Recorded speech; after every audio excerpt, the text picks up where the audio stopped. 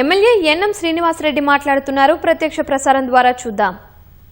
ఇబ్బంది పడ్డారు, కానీ అంతకంటే పెద్ద విషయము రాజ్యాంగబద్ధమైన హక్కులను పౌరులకు దక్కకుండా ఆర్టికల్ 14, ఆర్టికల్ 19 ఫండమెంటల్ రైట్స్ ఏవైతే మనకు రాజ్యాంగబద్ధంగా మనకు లభించినాయో వాటిని తుంగలో తొక్కే కార్యక్రమం జరిగింది. కాబట్టి ఏ వ్యక్తులైతే ముఖ్యమంత్రి గారు కావచ్చు, మంత్రులు కావచ్చు, ఎమ్మెల్యేలు కావచ్చు, వాళ్ళ ప్రమాణ స్వీకార సందర్భంలో వాళ్ళు ఏదైతే ప్రమాణం చేస్తారో రాజ్యాంగాన్ని రక్షిస్తామని చెప్పి, పౌరుల స్వేచ్ఛను రక్షిస్తామని చెప్పి, ప్రజారంజకంగా న్యాయబద్ధంగా చట్టబద్ధంగా పరిపాలన చేస్తామని చెప్పి వాళ్ళైతే ప్రమాణం చేసినారో ఆ ప్రమాణాలను స్వార్థం కోసం, మళ్ళీ అధికారంలో రావడం కోసం ఉల్లంఘించారు. కాబట్టి అట్లా ఉల్లంఘన చేసిన ప్రతి ఒక్కరికి ముఖ్యమంత్రి కావచ్చు, మంత్రులు కావచ్చు, పోలీస్ అధికారులు కావచ్చు, డీజీపీ నుంచి కానిస్టేబుల్ వరకు, ఎమ్మెల్యేల నుంచి ముఖ్యమంత్రి దాకా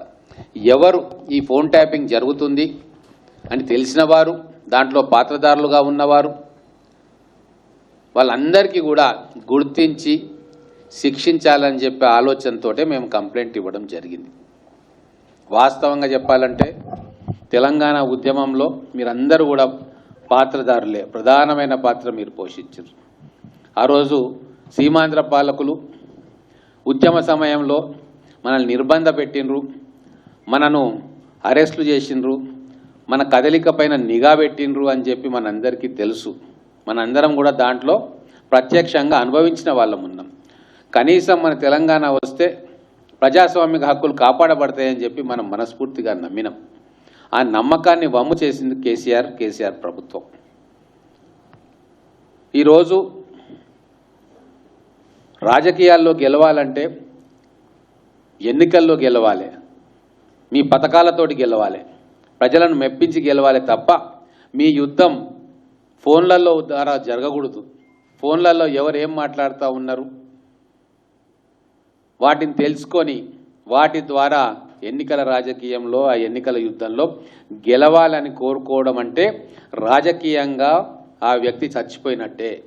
మీరు ప్రజలకు రూపాయి వంతు లాభం చేయలేదు కాబట్టి, ప్రజలు నీకు ఓట్లు వేయరు కాబట్టి, ఓట్లు వేయరని రూఢీ చేసుకున్నారు కాబట్టే ఈ అక్రమ పద్ధతుల్లో వాళ్ళ కుటుంబాలతో ఏం మాట్లాడుకుంటున్నారు, వాళ్ళ జీవితాలను తొంగి చూసి వాళ్ళ బలహీనతలను ఆధారం చేసుకొని వాళ్ళను భయపెట్టి బ్లాక్మెయిల్ చేసి ఎన్నికల్లో గెలవాలని చెప్పి కుట్ర చేసినారు. కాబట్టే మీకు శిక్ష పడాలి అని చెప్పి మేము కోరుకుంటా ఉన్నాం.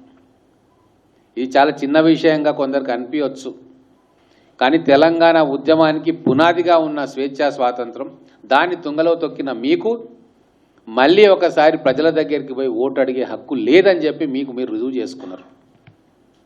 ఈరోజు సమస్యల మీద మీరు మాట్లాడుతున్నారు అక్కడక్కడ. మళ్ళీ మేము అధికారంలోకి వస్తామని అంటున్నాం. కేటీఆర్ గారు అంటున్నారు, హరీష్ గారు అంటున్నారు, మిగతా కొంతమంది అంటున్నారు. మీకు అధికారం ఒకవేళ పొరపాటున అధికారంలోకి వస్తే ఏం చేస్తారు? మళ్ళీ మీరు ఇప్పుడు వేల మంది ఫోన్లు ట్యాపింగ్ చేసిండ్రు, రేపు లక్షల మంది కోట్ల మంది మీద నిఘా పెట్టి ట్యాపింగ్ చేస్తారు. ఎవరు నాకు ఓటేయలేదు, గత ప్రభుత్వంలో ఎవరు మాకు ఓటేయకుంటే మేము ఓడిపోయినామని చెప్పి మీకు తెలుసు. కాబట్టి మళ్ళీ మీద అధికారంలోకి వస్తే వాళ్ళందరి మీద కక్ష సాధింపు చర్య చేపడతాం.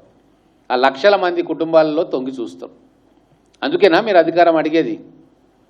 కాబట్టే ఇటువంటి పెడ ధోరణులు మన ప్రజాస్వామ్యంలో ఉండకూడదు. ముఖ్యంగా ఎన్నో పోరాటాలు చేసి తెలంగాణ సాయుధ రైతాంగ పోరాటం చేసి ఇక్కడ ప్రజల కోసం ప్రాణాలు అర్పించిన అమరవీరుల త్యాగంతో వచ్చిన తెలంగాణ, ఈ తెలంగాణ రాష్ట్రంలో ఈ నిఘా వ్యవస్థ, పోలీసు రాజ్యం ఉండొద్దని చెప్పి మనం కోరుకున్నాం. కానీ కల్వకుంట్ల కుటుంబం అవన్నిటిని కూడా పక్కన పెట్టి కేవలం 4 కుటుంబ సభ్యులు అధికారంలో కలకాలం కొనసాగాలి అని చెప్పి అక్కడి నుంచి కింద ఉన్న ఎమ్మెల్యేలు, మంత్రుల దాకా ఈ దారుణమైన ఫోన్ ట్యాపింగ్ రాక్షస క్రీడలో ప్రత్యక్షంగా పాలు పంచుకున్నట్టుగా మాకు ఇప్పుడు ఇన్వెస్టిగేషన్ పోతే అర్థమైంది. ప్రతి ఒక్కరి ఫోన్లు ట్యాప్ అయినాయి. మేము ఎవరితోటి మాట్లాడుతున్నామో రాజకీయంగా లేదా ఎలక్షన్ పరంగా వాళ్ళందరికీ కూడా లోకల్గా ఉన్న ప్రజాప్రతినిధులు ఫోన్లు చేసి వాళ్ళని బెదిరించడం జరిగింది. మరి వాళ్ళందరికీ ఎట్లా ఇన్ఫర్మేషన్ వచ్చింది అంటే ఎవరైతే ఎస్ఐబిలో ఉన్నారో ఈ ఫోన్ ట్యాపింగ్లు వాడుతున్నారో వాళ్ళు ఇమ్మీడియట్గా కన్సర్న్డ్ ఎమ్మెల్యేకి కావచ్చు, మంత్రులకు కావచ్చు, బీఆర్ఏకి సంబంధించిన వాళ్ళకి ఇన్ఫర్మేషన్ ఇస్తేనే కదా వాళ్ళు ఇమ్మీడియట్గా ఫోన్ చేసి వీళ్ళని బెదిరించడమో ప్రలోభ పెట్టడమో చేసిండ్రు. అంటే వ్యవస్థీకృతంగా ఇంత దారుణమైన పని చేసిన వాళ్ళు స్వేచ్ఛగా ఇప్పుడు రాజకీయ నాయకుల ముసుగులో మళ్ళీ మేము పోటీ చేస్తాం, గెలుస్తామన్న ఆలోచనలో ఉన్నారు. అంటే మన వ్యవస్థలు చాలా గట్టిగా పనిచేయాల్సిన అవసరం ఉంది. మళ్ళీ ఒకసారి ఇటువంటి దుర్మార్గమైన చర్యలు ఏ ప్రభుత్వం కానీ ఎప్పుడు కానీ చేయకుండా కట్టడి చేయాల్సిన బాధ్యత ఇప్పుడు విచారణ సంస్థల మీద ఉంది, రేపు కోర్టుల మీద కూడా ఉంటుంది. ఛార్జ్షీట్ వేస్తారని చెప్పారు జూన్లో. నేను ప్రజలందరి తరఫున కోర్టులకు విన్నపం చేస్తూ ఉన్నా. కొన్ని సందర్భాల్లో జడ్జిల ఫోన్లు కూడా ట్యాప్ అయినాయని చెప్పి మీడియా కథనాలు వచ్చినాయి.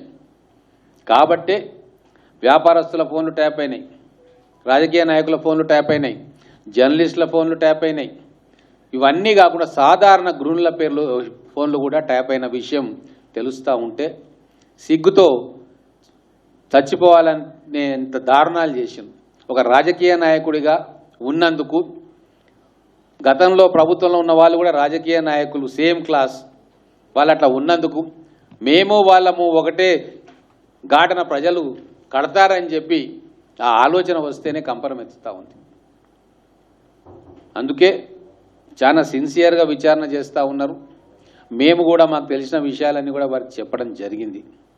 మాకు నమ్మకం ఉంది వ్యవస్థల మీద, ముఖ్యంగా కోర్టుల మీద. ఎందుకంటే ఛార్జ్షీట్ వేసిన తర్వాత కేసు కోర్టు పరిధిలో ఉంటుంది, వాదోపవాదాలు ఉంటాయి. ఖచ్చితంగా మూల సూత్రధారుణ్ణి ఆయనతో పాటు ఈ ఫోన్ ట్యాపింగ్లో సూచనలు ఇచ్చిన వాళ్ళను టెక్నికల్ పాయింట్స్ తోటి ఇట్లా వాళ్ళు బయటపడితే అంతకంటే ఘోరమైన అవమానం ప్రజాస్వామ్యానికి ఉండదు.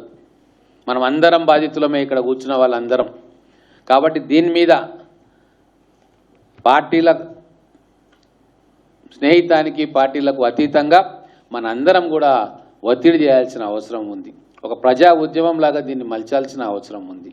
ఫోన్ ట్యాపింగ్లో ఇన్వాల్వ్ అయిన ప్రతి ఒక్కరూ ఆఫీసర్ కావచ్చు, రాజకీయ నాయకుడు కావచ్చు, వీళ్ళకు శిక్ష పడితేనే భవిష్యత్తులో ఇటువంటి కార్యక్రమాలు చేయడానికి జంకుతారని చెప్పి తెలియజేసుకుంటూ, Telangana was not created to become a surveillance state.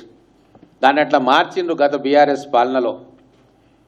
ఇప్పుడు స్వేచ్ఛగా ఎవరైనా ఏమైనా మాట్లాడుకునే స్వేచ్ఛ, ఏ ప్రశ్ననైనా జర్నలిస్టులు అడిగే స్వేచ్ఛ, వాళ్ళకు కావాల్సిన కథనాలు రాసుకునే స్వేచ్ఛ ఇప్పుడు మనకు లభిస్తూ ఉంది.